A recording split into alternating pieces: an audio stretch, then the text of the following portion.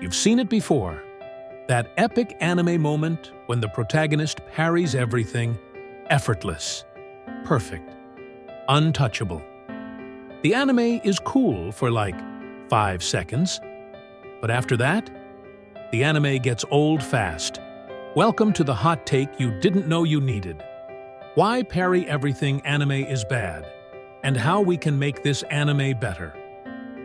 The anime I Parry Everything is a story about a character named Noor, who possesses an extraordinary ability to parry any attack, regardless of its power or nature, making him seemingly invincible in combat. Despite his incredible defensive skill, he often lacks offensive prowess and struggles to navigate the complexities of the world around him, usually finding himself in absurd situations where his perfect parrying becomes the only solution to seemingly insurmountable challenges. In the anime, he simply has one goal: achieving his childhood dream of becoming an adventurer. And he refuses to back down even if the skills he possesses are said to be useless in the anime. His unique ability to parry thousands of swords within a single breath is impressive.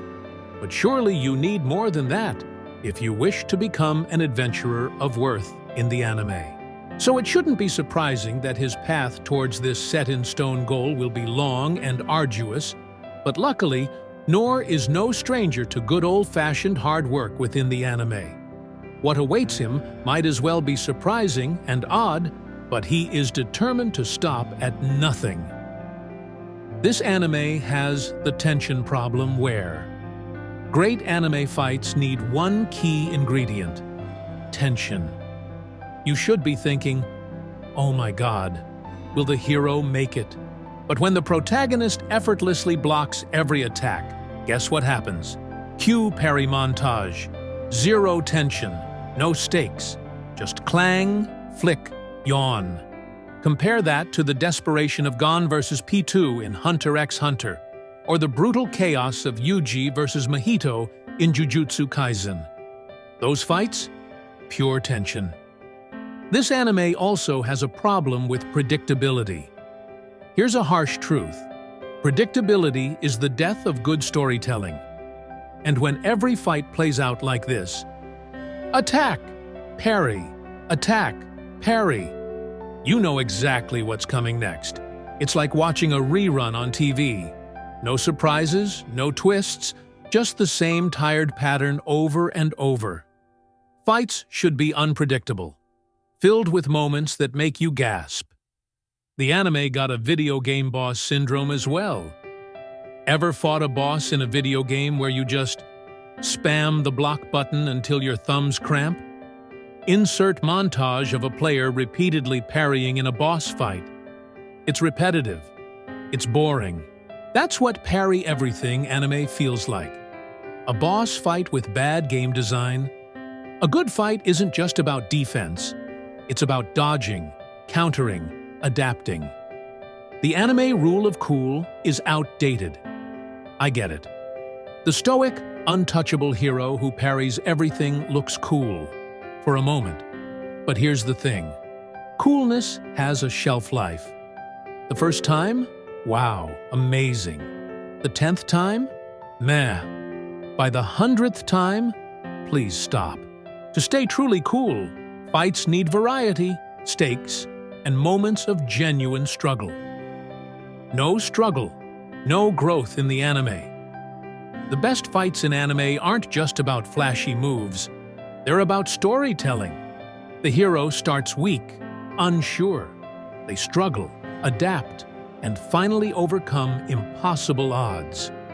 But when a protagonist just parries everything from start to finish, they never earn their victory. It's like watching someone win a gold medal without even breaking a sweat. Compare that to Deku in My Hero Academia, a character who wins because he fights through pain, fear, and self-doubt. Villains deserve respect too in anime. Let's talk about villains. Great villains need to feel dangerous. They should push the hero to their limits and make us think, how are they gonna survive this? But when the hero just parries every attack effortlessly, what does that say about the villain? Cue montage of villains screaming in frustration. They look like clowns instead of formidable threats. Villains deserve better. Emotional investment dies within the anime. We connect with characters who struggle. When Tanjiro fights with bloodied hands and refuses to give up, we're rooting for him. When Goku gets knocked down but rises with sheer willpower, goosebumps.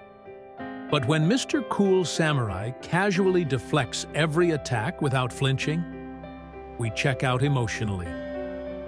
The lost art of fight choreography. Anime is a playground for creative fight scenes.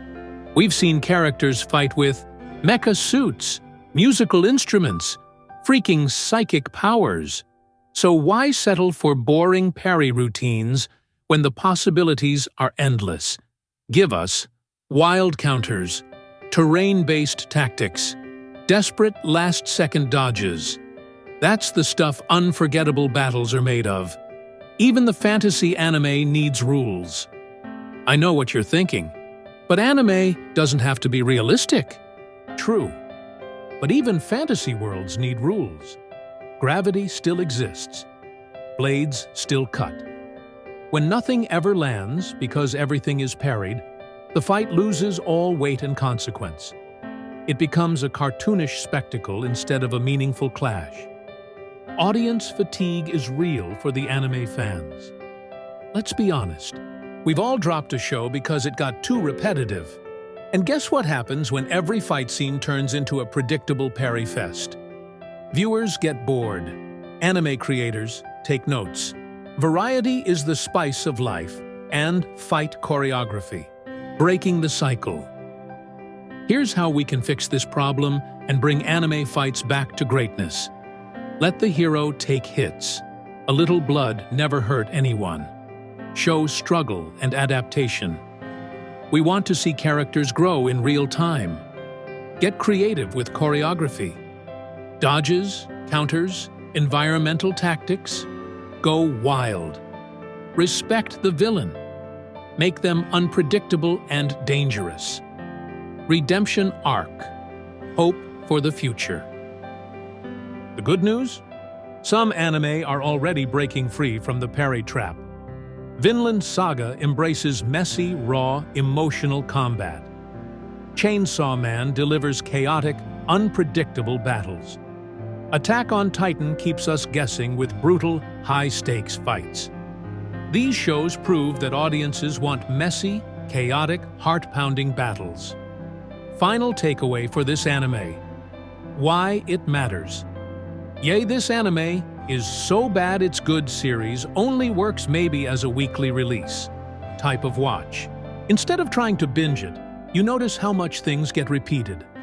I tried to binge a rewatch and made it 2 episodes in before it felt like I was wasting my time.